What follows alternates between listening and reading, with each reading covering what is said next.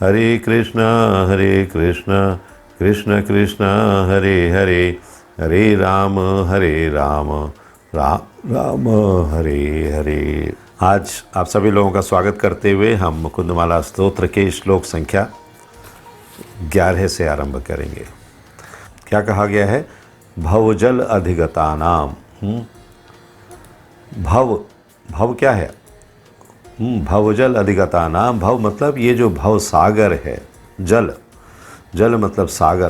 तो ये जो भव सागर है, जिसको हम कहते हैं कि ये संकटों का स्थान है, बहुत ही दुष्कर है, लेकिन हम उसमें आनंद खोजने का प्रयास कर रहे हैं। जबकि वहाँ क्या है? द्वंद्व वाताहतानाम। वात मतलब हवा, द्वंद्वों की तेज हवाएं चल रही हैं, वहाँ पर प्रहार किए जा रहे हैं हमारे ऊपर, फिर भी we are enjoying that moment. हम इस भव सागर में रहते हुए थपेड़े हमें मारे जा रहे हैं, फिर भी हम कहते हैं हम तो बहुत मज़े कर रहे हैं, बहुत आनंद से हैं। हाँ, ये कैसी विरोधाभासी बात है कि जब भवसागर में हमें थपेड़े मारे जा रहे हों, फिर भी हम आनंद का अनुभव कर रहे हैं, हमें दुख और कष्ट नहीं हो रहा है। क्यों? क्योंकि हम उन थपेड़ों को खाने के आदी हो चुके हैं। हमारा जीवन उसी पर आधारित है। हमें थपेड़े ना लगें तो हमें लगता है अरे बड़ी शांति है जीवन में। ऐसी शांति ही यहाँ पर कहा गया है कि वास्तविक शांति नहीं है। क्यों नहीं है? क्योंकि आगे बता रहे हैं कि सुत दुहित कलत्र, ये 3 प्रकार के संबंध हैं। सुत मतलब पुत्र, दुहित मतलब पुत्रियां, कलत्र पत्नियां, त्राण भार आर्दिता नाम। तो उनकी रक्षा के भार से हम इतने दबे हुए हैं। जीव जो है इतना दबा हुआ है, किसके लिए? पुत्रों के लिए, पुत्रियों के लिए, पत्नी के लिए। उनकी रक्षा का भार इतना ज़्यादा है कि ये भवसागर जो है उसे कितने भी थपेड़े मारे जाते रहें, वो आनंद का अनुभव कर रहा है। विषम विषय तोय, विषम संकटपूर्ण स्थिति है। ये जो जल है भवसागर का, ये संकटपूर्ण स्थिति को लेकर आया है, लेकिन उसमें हम क्या कर रहे हैं? डूब रहे हैं, उतरा रहे हैं, ऊपर जा रहे हैं, नीचे आ रहे हैं। और हमारी सहायता के लिए कोई भी नाव नहीं है। मज्जताम अपलवानाम। हम उस भव सागर में कभी नीचे जा रहे हैं, कभी ऊपर आ रहे हैं, और इधर उधर हाथ पैर पटक रहे हैं, लेकिन हमारी सुरक्षा के लिए कोई भी नाव उपलब्ध नहीं है। फिर क्या है? भवतु शरण में एक ही शरण का मार्ग है, और वो क्या है? विष्णु रूपी नाव, विष्णु पोतो नराणाम। जीवों के लिए, हम सभी लोगों के लिए हम सभी जीवों के लिए एक ही शरण का मार्ग है, वो है विष्णुपोत। विष्णुपोत कहाँ से आएगा? विष्णुपोत हमारे सामने होते हुए हम उसे धिक्कार कर दूर कर देते हैं, क्योंकि हम अपने अस्तित्व को भूल चुके हैं। हमारा मूल स्वरूप क्या है, हम उसको भूल गए हैं। तो राजा कुलशेखर भगवान की हमारे जीवन में महत्ता को यहाँ रेखांकित करते हैं, अंडरलाइन कर रहे हैं वो, कि भगवान का महत्व कितना अधिक है। जब कोई भी वोट हमें बचाने के लिए ना हो, कोई भी नाव हमें बचाने के लिए ना हो, उस समय विष्णुपोत हमारी रक्षा के लिए उपलब्ध होता है। इसलिए हमें भगवान विष्णु की शरण में जाना चाहिए। और वो संकट कितने प्रकार के हैं कि मुख्य तौर पर उन्होंने बताया कि वो परिवार के जो व्यक्ति हैं ना, जिनको हम ब्लड रिलेटिव्स कहते हैं, रक्त संबंधी कहते हैं, पुत्र पुत्री पत्नी, ये सब संकट के कारण है। क्योंकि उनको बचाने के लिए, उनकी रक्षा के लिए हम भार से इतने दबे हुए हैं कि भगवान विष्णु का तो हमें ध्यान ही नहीं है। जो कुछ है ये पुत्र पुत्रियां पत्नियां, यही सब कुछ है। और इसी कारण हम भवजल अधिगतानाम द्वंद्ववाता आहतानाम, बस आहत हो रहे हैं, लगातार थपेड़े खा रहे हैं, उसमें आनंद का महसूस कर रहे हैं। होता है ना, आप देखते हैं ना, रोज़ाना आप सब बड़े महानगरों में रह रहे हैं, आप लोग देख रहे हैं कि रोज़ाना व्यक्ति सुबह 4 बजे उठकर नहा धोकर तैयार होकर डब्बा छोटा सा लेकर ट्रेन में चढ़ जाता है, भाग जाता है, जैसे उसके अलावा दूसरा कोई जीवन है ही नहीं। और रात को थका हारा आता है, फिर खाता है थोड़ा सा और फिर सो जाता है। थपेड़े ही तो खा रहा है और क्या कर रहा है। लोकल ट्रेन में ऐसे घुसता है जैसे कि जानवर भी उससे बेहतर तरीके से घुसाए जाते हैं। लेकिन लोकल ट्रेन में घुस घुस कर जा जाकर समय पर अपने कार्य पर पहुंचता है और इस परिवार के लिए सुत दुहिर्त कलत्र त्राण, उनकी रक्षा के लिए वो क्या कर रहा है कि गधों की भांति, प्रभुपाद कहते हैं गधों की भांति एक शहर से दूसरे शहर के चक्कर लगा रहा है। और भगवान विष्णु के लिए उसके पास समय ही नहीं है। जो विष्णुपोत है, इस भव सागर से निकलने के लिए उसकी तरफ कोई ध्यान नहीं है। तो इस त्रास की अवस्था में, इस संकट की अवस्था में वो किस तरह से बाहर निकलेगा, इसके लिए ये स्तुति राजा कुलशेखर भगवान से कर रहे हैं। और ये स्तुति देकर हमें ये बता रहे हैं कि यदि आप भी इसी तरह से थपेड़े खा रहे हैं लगातार, तो थपेड़े खाने में आनंद लेना छोड़ दीजिए। इसमें आनंद नहीं है। आनंद तो भगवान की भक्ति में, विष्णुपोत को पकड़कर उसमें चढ़ जाने में है। विष्णुपोत में सवार हो जाओ तो आनंद ही आनंद है, दूसरा कुछ नहीं, कोई कष्ट नहीं है। कष्टों का जो ये स्थान है दुखालयम अशाश्वतम, इसको छोड़कर हमें विष्णुपोत में आनंद का अनुभव करना है। क्योंकि भगवान सच्चिदानंद स्वरूप हैं, तो उनका जो आनंद है, जो आनंद प्रदाता भगवान हैं, हमें उनकी शरण में जाना है। तो इसीलिए जब ये ट्रांसलेशन यहाँ पर आता है, क्या कहा गया है कि जन्म मृत्यु के इस विस्तृत सागर में भौतिक द्वंद्वों के झोंके लोगों को उड़ाए ले जा रहे हैं। भौतिक द्वंद्व हैं, ये जो रिश्ते नाते या बहुत सारे और जो सोशल ऑब्लिगेशंस हैं या सामाजिक उपाधियां हैं, मैं अध्यक्ष हूँ, मैं सेक्रेटरी हूँ, मैं ये हूँ, मैं वो हूँ, ये सब क्या है, इस भौतिक सागर में द्वंद्व के झोंके हैं। कुछ है नहीं वास्तव में ये, सिवाय एक धोखे के। ये धोखा है हमारे लिए, लेकिन हम उस धोखे को धोखा महसूस नहीं करते हैं। हम बड़े प्रसन्नता से उसको आलिंगन कर लेते हैं, अरे इससे बड़ा तो और कुछ हो ही नहीं सकता। लेकिन जब वे इंद्रिय लिप्तता के विषम जल में थपेड़े खाते रहते हैं और उनकी सहायता के लिए कोई नाव नहीं रहती, इवन जो पुत्र पुत्री और पत्नी है वो भी सहायता के लिए नहीं आते। वो भी कहते हैं कि आपने किया है, आप भुगतो। बचा भी नहीं सकते, वो उनके हाथ में है ही नहीं। तो उनको बचाने के लिए हम रात दिन मेहनत कर रहे हैं, रात दिन दुखी रह रहे हैं, इस भव सागर में ऊपर नीचे आ जा रहे हैं, लेकिन हमें कोई बचाव का मार्ग दिखाई नहीं देता है। तो इसलिए राजा कुलशेखर कहते हैं कि केवल विष्णु रूपी नाव ही आपको बचा सकती है और कोई नाव नहीं है। तो ये नाव जो है तो कहाँ से आ रही है? कौन से सुपरमार्केट में मिलती है वो नाव? कहाँ से हमें लेकर आना है उस नाव के लिए? श्रील प्रभुपाद ने इन ग्रंथों को देकर, जिनकी रीडिंग हम पिछले 5 साल से इस क्लास में कर रहे हैं, बहुत बड़ा उपकार किया है हम जैसे अधम जीवों के ऊपर।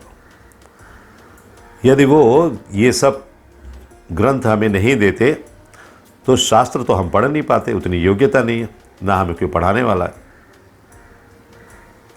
और ये ग्रंथ हमारे पास होते नहीं तो हम क्या करते? थपेड़े ही खाते रहते ना। थपेड़ों में ही आनंद महसूस करते, जबकि यहाँ स्थिति विपरीत है। कहते हैं वोट है ना, देखो किनारे लगी हुई है, जाओ उस पर सवार हो जाओ। विष्णु रूपी वोट लगी है, सवार हो जाओ, बस सवार ही होना है और कुछ नहीं करना है। सवार हो जाने के बाद तो बाकी सब भगवान देखने वाले हैं आपका। तो एक बार यदि हमने उस वोट को पकड़ लिया, उसको जाने नहीं दिया, तो निश्चित तौर पर आनंद ही आनंद है। यस, तो कितने अच्छे ढंग से यहाँ इस तात्पर्य में हमें समझाया जा रहा है, और हम हैं कि समझने का प्रयास ही नहीं करते। बार बार भूल भूल कर भी हम उसी थपेड़ों के सागर में आकर थपेड़े खाने में आनंद महसूस करते हैं। रूपात यहाँ पर राजा कुलशेखर कहते हैं, और इस तात्पर्य में जो बताया गया है कि प्रहलाद महाराज कहते हैं कि ये स्थान ऐसा है जहाँ हमारा ऐसी वस्तुओं से सामना होता है जिन्हें हम नहीं चाहते, और जिन्हें हम चाहते हैं वो हमसे दूर होती जाती हैं। कैसा विरोधाभास है, जो हम चाह रहे हैं वो हमें मिल नहीं रहा है, और जो हमारे पास है वो हमसे दूर होता जा रहा है। तो हम या तो अभावों की पूर्ति के लिए लालायित रहते हैं, या किसी मूल्यवान वस्तु के हाथ से निकल जाने पर पछताते हैं। संकट ही संकट है, संकट के अलावा दूसरा कुछ नहीं है। और इस सब के लिए ये जो द्वंद्व है ना, कि मुझे जो चाहिए वो मिल नहीं रहा है और जो है वो छूटा जा रहा है, ये जो द्वंद्व है, इसमें ही जीव प्रसन्नता का अनुभव करता है। कभी कभी भौतिकतावादी व्यक्ति दार्शनिक भाव से कहते हैं कि गर्मी तथा सर्दी ऐसे द्वंद्व हैं जिनसे जीवन में रुचिपूर्ण विविधता आती है। गर्मी और सर्दी से, अथवा चटपटापन आता है। कौन सा चटपटापन है भाई इसमें, कौन सा आनंद है? लेकिन मैंने वही कहा ना कि थपेड़े खा खा कर उन थपेड़ों की आदत पड़ गई है, तो हमें वही अच्छे लगते हैं। फिर थपेड़े ना लगे तो हमें ऐसा लगता है कि जीवन में कुछ सूनापन है, तो थपेड़े लगने चाहिए। तो ये हमारी इस बद्ध जीव की स्थिति है, हम इससे उबर नहीं पाते। इससे उबरने के लिए हमें क्या चाहिए? साधु और गुरु, साधु और शास्त्र चाहिए, जो हमें बताते हैं, अरे ये कहाँ तुम धक्के खा रहे हो, हटो यहाँ से, बाहर निकलो। गुरु, साधु और शास्त्र हमें वो मार्ग दिखाते हैं जहाँ से कि हम इन थपेड़ों से बचाव कर सकते हैं, और वो हमें इशारा करके बता सकते हैं, देखो वो नाव खड़ी हुई, उसमें सवार हो जाओ, ये थपेड़े लगने बंद हो जाएंगे। लेकिन हम गुरु और साधु और शास्त्र तीनों को इग्नोर करते रहते हैं, और अपने आप को महान समझते हैं कि ये हमारी महानता है। तो जब भी हम मानवीय कार्यकलापों के समुद्र में आसानी से संतरण करते प्रतीत होते हैं, हमें लगता है कि हमारी जो सेलिंग है बहुत ही गुड सेलिंग है, बेस्ट सेलिंग है, हम अच्छी तरीके से जीवन जी रहे हैं, तो हम चेतन अवस्था में या तो परोक्ष रूप से ये जान जाते हैं कि चरम विनाश करता काल हमारा पीछा कर रहा है।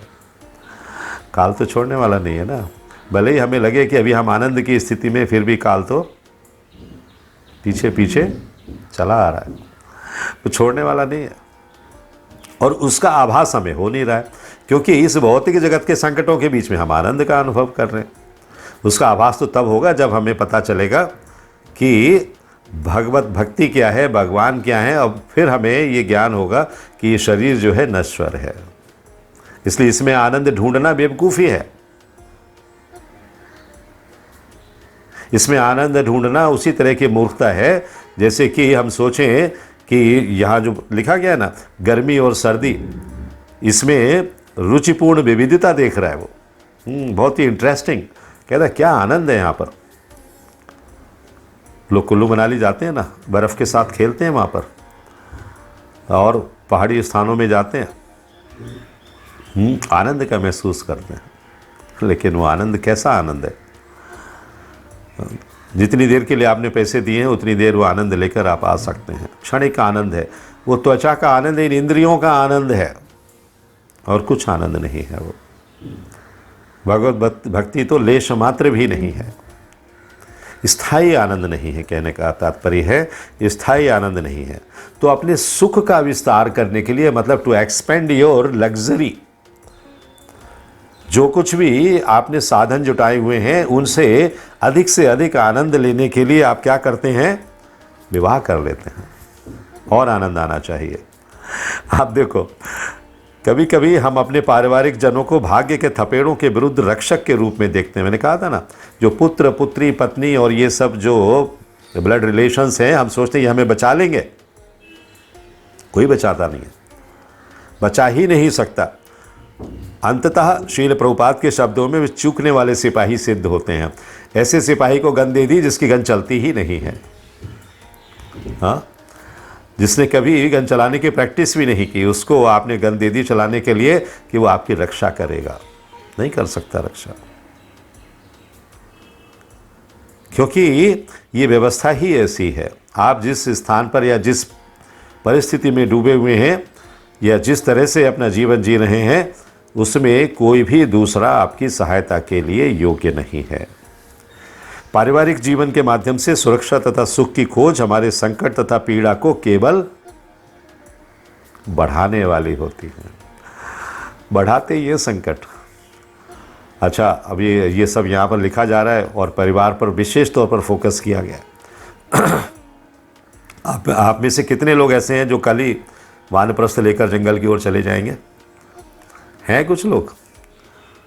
कोई नहीं होगा, क्योंकि थपेड़े खाने के बाद भी हम आनंद का अनुभव करते हैं। वही बात है, कोई भी जाने के लिए तैयार नहीं है वानप्रस्थ लेकर या सन्यास लेकर, कि ठीक है परिवार तुम अपना देखो, अब हम अपना देख रहे हैं, अब हम जा रहे हैं। लेकिन इसीलिए नारद जी का जो यहाँ पर वृत्तांत बताया गया है, जब राजा चित्रकेतु का पुत्र मरा तो नारद मुनि ने राजा से कहा, हे राजन, अब आप उस व्यक्ति के कष्ट का अनुभव कर रहे हैं जो पुत्र और पुत्रियों से युक्त है। जिसके पुत्र और पुत्रियां हैं, उसका पुत्र ना रहे तो कितना कष्ट होता है, पुत्री ना रहे तो कितना कष्ट होता है। वो कष्ट को आप अब अनुभव कर रहे हैं। और यही स्थिति यदि आपको पहले से पता होती कि ये पुत्र और पुत्री भी मेरा नहीं है, भगवान ने इसकी अभिरक्षा सिर्फ कस्टडी हमको दी हुई है, तो हमें इतना आकर्षण नहीं होता, इतना लगाव नहीं होता। लेकिन कितने बरसों के बाद तो वो पुत्र हुआ और उसके बाद वो पुत्र नहीं रहा। तो हे राजन, किसी की पत्नी, उसका घर, उसके राज्य, ऐश्वर्य तथा उसके अन्य ऐश्वर्य, इंद्रिय भोग की वस्तुएं, ये सभी नाशवान होने के कारण एक सी हैं। अभी आपका पद हो, आपकी जॉब हो, आपका कोई बॉस हो, आपका कोई बंगला कोठी हो, आपकी 2-2 गाड़ियां हो, आपके 4-4 पुत्र हों, पुत्रियां हों, सब व्यर्थ हैं। वो तो राजा का यहाँ बताया गया, लेकिन हम अपने जीवन में, भौतिक जीवन में देख रहे हैं क्या क्या चीज़ है जो कि व्यर्थ है, और उसी के लिए हम सारा जीवन अपना लगा देते हैं। तो राज्य और सैनिक, वो सब बातें भी बताई गई हैं। एक राजा के पास जो जो चीज़ें हो सकती हैं उन सब का वर्णन किया गया है, लेकिन वो सभी उसको भव सागर से पार नहीं करा सकती। यस, श्रीमद् भागवतम पहला कैंटो 8वां अध्याय और 25वां श्लोक।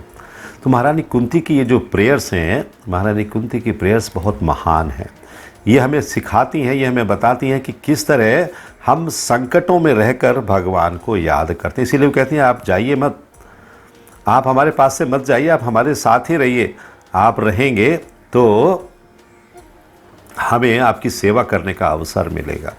अगर आप चले जाएंगे तो हमारे ऊपर जो संकट आने वाले हैं, वो संकटों में हम आपको कैसे याद कर पाएंगे। यहाँ पर जब ये बात बताई जा रही है, कि जब दुख आ पड़ता है तो शरण खोजना स्वाभाविक है। तो आप रहेंगे मेरे साथ में तो हम शरण खोजने की आवश्यकता ही नहीं पड़ेगी। हमेशा हम आपके शरणागत हैं, जैसे पहले रहे हैं, आज भी रहे हैं। ये पूरा परिवार, पांडवों का परिवार, भगवान साथ थे, लेकिन कभी उसने ये नहीं कहा अरे ये क्या युद्ध करवा रहे हो, बंद करवा दो ना, आप तो मेरे साथ हो, आप सब कुछ कर सकते हो, क्यों लड़ें हम। या अभी युद्ध हो भी रहा है तो मेरा पक्ष ले लो। मैं अपनी कुटिया में लेटा हुआ हूँ, अर्जुन कहे मैं अपनी कुटिया में लेटा हुआ हूँ, आप चले जाओ रथ लेकर और करके आ जाओ युद्ध। नहीं, किसी ने भी जरा से भी पक्षपात का निवेदन नहीं किया और ना इसी अपेक्षा की, और भगवान ने भी नहीं किया। तो जब दुख आ पड़ता है तो शरण खोजना अत्यावश्यक है या स्वाभाविक है, और ऐसे अवसर पर पुण्यात्मा व्यक्ति क्या करता है, भगवान की ओर उन्मुख होता है। गजेंद्र का उदाहरण दिया गया, कहता है कि ये जो जितनी हथनियों के साथ मैं यहाँ जल विहार कर रहा हूँ ना, ये कोई मेरी सहायता नहीं कर सकती हैं। मगरमच्छ ने मेरा पैर पकड़ लिया है, मुझे छोड़ नहीं रहा है, खूल से वो पूरा झील का जो पानी है लाल लाल हो चुका है, उस समय उसे भगवान याद आ रहे हैं। हमें भी भगवान याद आते हैं संकट में। हम कोई अलग से जीव नहीं है, लेकिन हमें दूसरे परिप्रेक्ष्य में याद आते हैं। हम क्या कहते हैं, हे भगवान आपने क्यों मुझे इतने संकट में डाल दिया, मैंने क्या इतना बुरा किया है? हाँ, मैंने तो आज तक सिर्फ आपकी 16 मालाएं की है, इसके अलावा तो और कुछ किया ही नहीं है। एकादशी का व्रत भी रखा है, सब कुछ किया है, फिर भी मेरे को आपने इतने संकट में डाल दिया। हम आक्षेप लगाकर भगवान से निवेदन करते हैं, आरोप लगाते हैं, आपने क्यों किया ऐसा? भगवान कहते हैं मैंने कुछ नहीं किया, किया तो तुमने ही है, अभी भुगतना भी तुम्हें है, मुझे थोड़ी ना भुगतना है। तो ये है जीव की हालत कि जीव करता सब कुछ खुद है, और जब अच्छा होता है तो कहता है मैंने किया, और जब खराब होता है तो कहता है भगवान ने किया। ये कैसी स्थिति है? ये कोई प्रसन्नतापूर्ण स्थिति नहीं है, ये विषद स्थिति है। इसीलिए यहाँ कुंती महारानी की प्रेयर्स के माध्यम से भी बताया गया है कि कुंती महारानी किस तरह से भगवान से प्रार्थना कर रही है कि मैं चाहती हूँ कि विपत्तियाँ बारंबार आएँ, जिससे हम आपका पुनः पुनः स्मरण कर सकें और आप हमारे समक्ष उपस्थित रह सकें। भगवान की उपस्थिति चाहती हैं, भगवान का दर्शन चाहती हैं, तो भक्त को ऐसा ही होना चाहिए। तो जब प्रहलाद महाराज का जो वर्णन आया है ना पहले के पैराग्राफ में, तो पहले के पैराग्राफ में जब प्रहलाद महाराज का वर्णन आया है, तो वहाँ पर प्रहलाद महाराज क्या कहते हैं कि ये जो संकटपूर्ण स्थिति है क्यों आती है, ये संकटपूर्ण स्थिति आने का कारण क्या है? ये संकटपूर्ण स्थिति आने का कारण है कि हम जब हमें जो करना चाहिए वो हम नहीं करते हैं, और जब हमें जो नहीं करना चाहिए वो हम कर लेते हैं। सीधी सीधी बात है, इसलिए संकटपूर्ण स्थिति आती है। प्रहलाद महाराज जब अपने पिता से उनकी चर्चा हो रही है, उन्होंने कहा था बेटा क्या क्या सीख कर आए हो? तो उन्होंने बताया कि मैं ये सीख कर आया हूँ। तो इतना हिरण्यकश्यपु इतने उद्वेलित हो गए, इतने क्रोधित हो गए कि उन्होंने उसको मार डालने का प्लान करने लगे। प्रहलाद महाराज अपने पिता के प्रश्न का उत्तर देते हुए कहते हैं कि जिन लोगों की इंद्रियां उनके वश में नहीं है, ये वही लोग तो हैं जो भवसागर में थपेड़े खा रहे हैं। जिन लोगों की इंद्रियां उनके वश में नहीं हैं, वे सांसारिक भोग विलासी जीवन में अत्यधिक आसक्त हैं और उसी में आनंद ढूंढ रहे हैं, जबकि वो उचित स्थिति नहीं है। ये इसी तरह से है कि जैसे गन्ने को चबाया जाए और फिर से उसे चबाने के लिए आप फिर से मुंह में डाल लो, पुनश्च पुनश्च चर्वित चर्वणानाम। तो इसलिए हमें ये पता रहना चाहिए कि हम क्या करने जा रहे हैं, हमारी स्थिति क्या है। श्री प्रहलाद उवाच मतिर्न कृष्णे परतः स्वतो वा मिथो अभिपद्येत गृहभृतानाम अदांत गोभीर विश्वताम तविस्त्रम पुनः पुनश्चर्वित चर्वणानाम। तो भवसागर में हम बार बार वही चीज़ें करते जा रहे हैं। शायद अब आनंद आ जाए, शायद अब आनंद आ जाए, शायद एक लास्ट टाइम और प्रयास कर लेते हैं, अब आनंद आ जाए, लेकिन आनंद नहीं आता है। वो चबाए हुए को चबाते रहते हैं आप। इसीलिए जो इससे अगला श्लोक है उसमें वो फिर से ये कहते हैं नते विदुः, 7वें कैंटो में 5वें अध्याय का 30 और 31वां श्लोक कहते हैं नते विदुः स्वार्थ गतिम ही विष्णु दुराशय हे बहिरर्थ मानिनः अंधा यथा अंधे रूप नियमानाम। तो जिस तरह एक अंधा दूसरे अंधे को मार्ग दिखा रहा है तो कहाँ जाने वाला है? कोई स्थान, कोई गंतव्य प्राप्त कर लेगा क्या? वो नहीं प्राप्त कर पाएगा। एक अंधा दूसरे अंधे को जब मार्ग दिखाएगा तो गड्ढे में ही गिरेगा। इसलिए वो 3 तापों के इस भव सागर में 3 तापों के गहरे अंधकार में डूब जाता है। वो 3 ताप उसे परेशान करते रहते हैं। कोई जीवन नहीं है। कष्ट में जीवन में आनंद की खोज ये कैसे है जैसे मृग तृष्णा है। तो ऐसे लोग जब तक अपने शरीर को शुद्ध वैष्णवों की चरण धूलि से सुशोभित नहीं करते हैं तब तक क्या है, वे भगवान हरि के चरण कमलों को प्राप्त नहीं कर सकते हैं। चरण धूलि कितनी इम्पॉर्टेंट है। वैष्णवों के लिए। बाकी लोगों के लिए तो ब्रज में जाते हैं, जैसे कहते हैं अरे क्या इतनी गंदगी है यहाँ पर, कितना कूड़ा करकट पड़ा हुआ है, सुअर घूम रहे हैं, गाय घूम रही हैं, ये घूम रहा है, वो घूम रहा है, वो लस्सी के गिलास पड़े हुए हैं, दोने पड़े हुए हैं चाट पकौड़े के, गंदगी दिखती है उनको। लेकिन वो जो ब्रज की धूली है, ब्रजरज है, वो ब्रजरज ही आपको हरि प्रिय बना सकती है, विष्णु प्रिय बना सकती है। तो जब तक भगवान हरि के चरण कमलों के प्रति आपका आकर्षण उत्पन्न नहीं होगा तब तक कोई इलाज नहीं है। तो वही वोट है, वही नाव है जिस पर सवार होकर आपको इस भव सागर से तर जाना है। तो भगवान के चरण कमलों का आश्रय प्राप्त करने के लिए आप सब भक्तगण लगे हुए हैं इतने समय से, निरंतर लगातार लगे रहिए, कभी छोड़ने का प्रयास मत करिए। दुनिया का कोई भी काम छूट जाए, लेकिन भगवत भक्ति के प्रयास में ये जो एक स्टेप है, इस स्टेप को मत छोड़िए, क्योंकि भगवान की कृपा से आप उस मार्ग पर आ गए, उस हाईवे पर आ गए हैं जहाँ से सीधा टेक ऑफ करके आप भगवत धाम जा सकते हैं। और यदि आपने जरा सी भी लापरवाही की तो आपका विड्रॉल होगा, मतलब आपका पतन होगा। पतन होगा तो नीचे फिर से इसी भव सागर में आके टप से गिर जाएंगे। चारों तरफ आपके मछलियाँ घूमती रहेंगी, आ जाओ आ जाओ, आ गया वापस। हाँ, वो माया रूपी मछलियाँ हैं जो आपको थपेड़े मारती रहेंगी।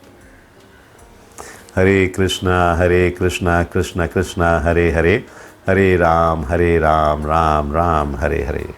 If you like this video, press the like button and share it with your family and friends. If you want to watch more such videos, please subscribe to our channel, and for getting updates, press the bell icon.